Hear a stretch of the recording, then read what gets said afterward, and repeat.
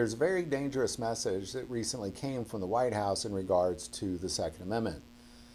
In the wake of the recent events in Maine, the vice president was speaking in Australia and turned and looked at the Australian flag and then said, there are things that can be done about this. You all were able to do it. We need to be able to do it.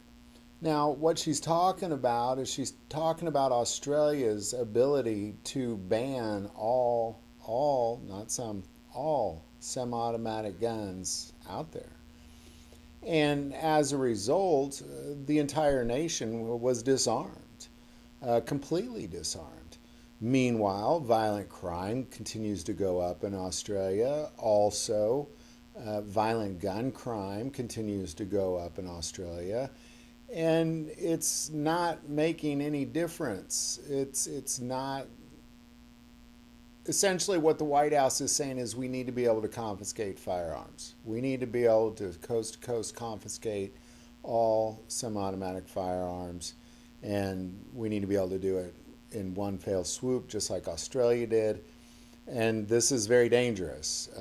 Gun confiscation apparently is on the table with the current White House, and this is something that we have to.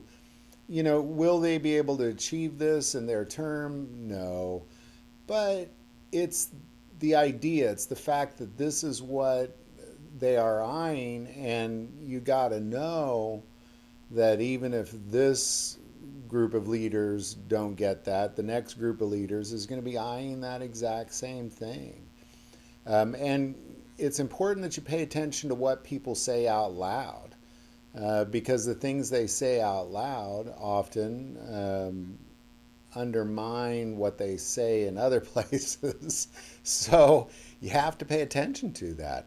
And ultimately, again, the White House is saying that we need to be able to do the same thing that Australia did. Confiscate all semi-automatic firearms from every citizen coast to coast is clearly the verbal goal of the White House, and it's been made known vocally now, and we need to pay attention to that and be aware of that, because I don't think she's playing around. I think she means business on this one. So any thoughts or insight on that, definitely put that below. I do want to take a moment and say please consider being a patron of this channel. It greatly increase our ability to put this content out as YouTube suppresses it. That link is below. But the most important part of this channel, we take prayer requests, so never hesitate to send that in. Thank you for watching this episode of God, Family, and Guns. And as always, love God, love your family, and love guns.